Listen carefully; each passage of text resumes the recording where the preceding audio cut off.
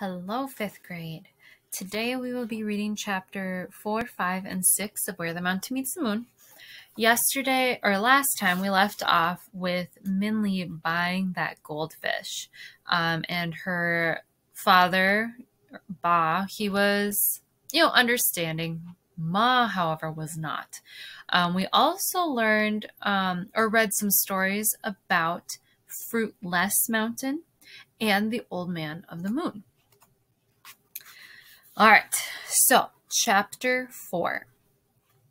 That night, Minli could not sleep. Ma's words echoed in her ears, and when she closed her eyes, she saw Ba's hand, shaking from hard work, feeding the goldfish.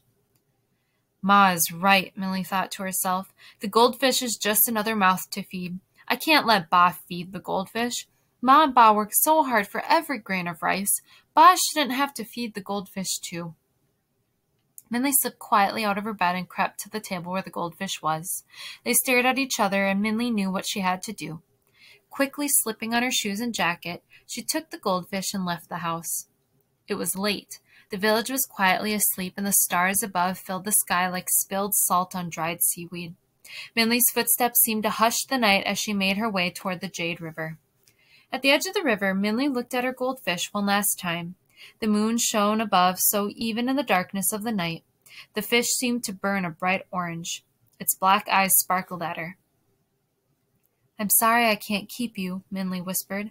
I hope you will be all right in the river. And with those words, she emptied the bowl into the water. For a moment, the fish seemed shocked and was still like a flickering flame on a match.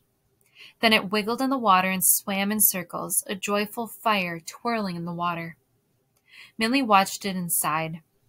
As the sound faded into the night, Minli realized it was an echo of her mother's impatient, frustrated noise. Ma will never stop sighing unless our fortune changes, but how will it ever change? Minli asked ruefully. I guess that is just another question for the Old Man of the Moon. Too bad no one knows how to get to Never-Ending Mountain to ask him anything. The fish stopped swimming and looked up at Minli. I know where it is, it said. The female voice was high and soft, like the wind whistling through the reeds of the water. Minli stared. Did you say something? She asked. Yes, the fish said. I know how you can get to Never-Ending Mountain and ask the Old Man of the Moon a question. You're a talking fish? Minli asked, her words tumbling into each other with excitement. How can you talk? Most fish talk, the fish said, if you are willing to listen. One, of course, must want to hear. I do, Minli said, enthralled and eager. This was just like one of Ba's stories.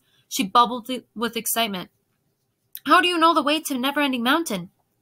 I've swum all the oceans and rivers except for one, the fish said, and on my way to the last, the goldfish man caught me.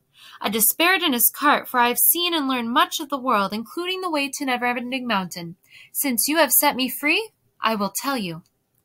You've swum all the oceans and rivers? Minli asked. The question spilled like overflowing water. Which river haven't you seen? Why have you traveled so much? Where is Never-Ending Mountain? When did... This river is the one river I have not swum, the fish interrupted, and I have waited a long time to see it, so I would like to start as soon as possible. You can ask the Old Man of the Moon all your other questions. Let me tell you the way to him so I can be off. Minli nodded and asked no more. She realized she was having a conversation with a goldfish, which was very unusual, so she decided to listen. Now, 5th grade, I'm going to let you know that these 3 chapters are really short, but as you can see, a lot happens in them. Chapter 5. The next morning, Minli felt as if her head was spinning with thoughts and plans. She was so busy thinking and plotting that she barely noticed her parents nodding sadly at each other when they saw the empty fishbowl.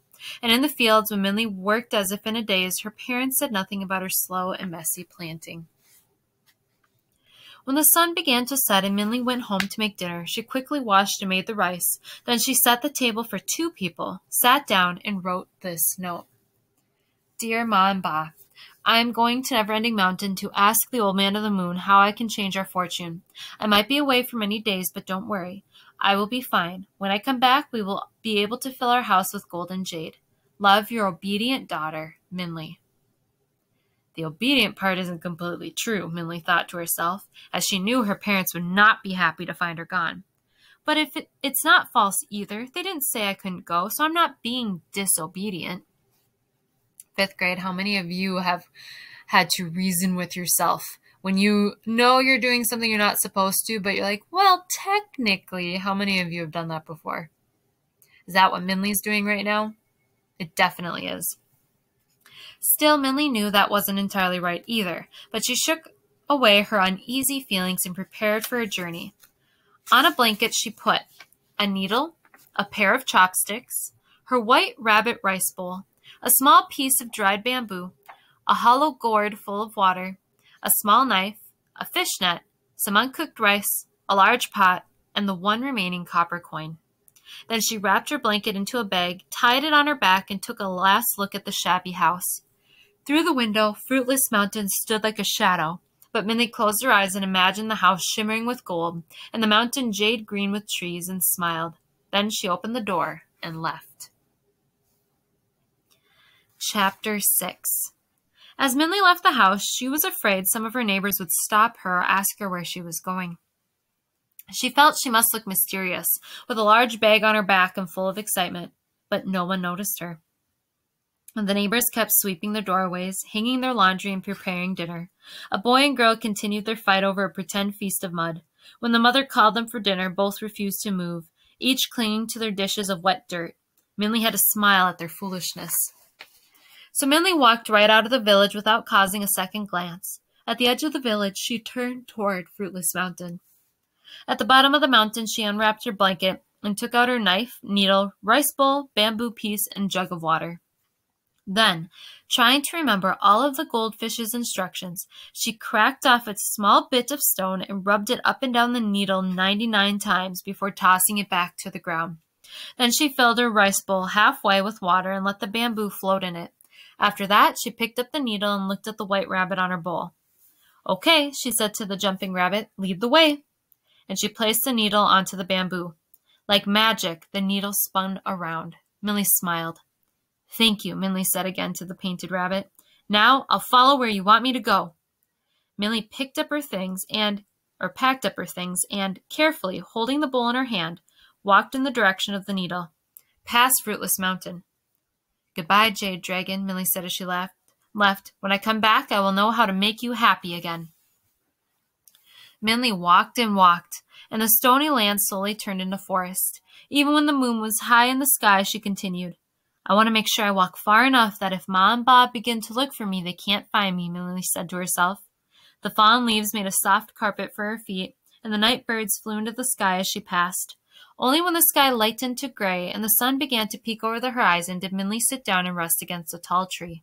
She had traveled deep into the forest, far from her village and her home. She was so tired that she quickly fell asleep. All right, 5th grade, we're actually stopping there. Like I said, it wasn't a lot, but a lot happened.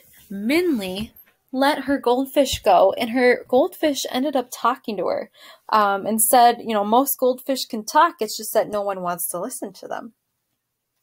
So what do you think about this, about Minley's decision to go to Neverending Mountain? Because remember, where she lives is Fruitless Mountain, and she's going to Never-Ending Mountain. That's where the Old Man of the Moon is supposed to live.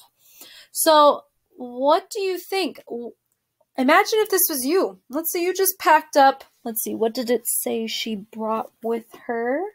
She brought with her,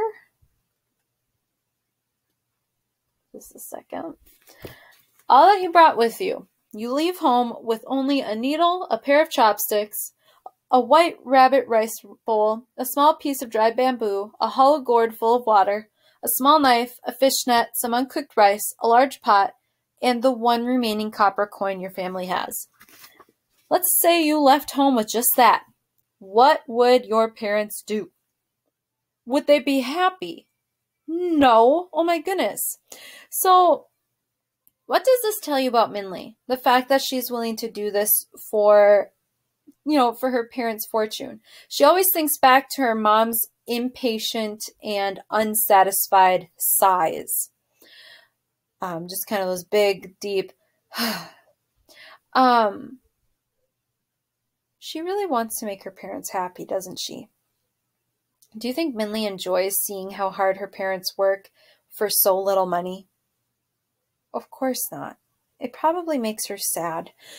Um, so in her mind, she feels like this is finally an opportunity for her to change that, right? So what do you think Mom and Ba are going to do when they get home?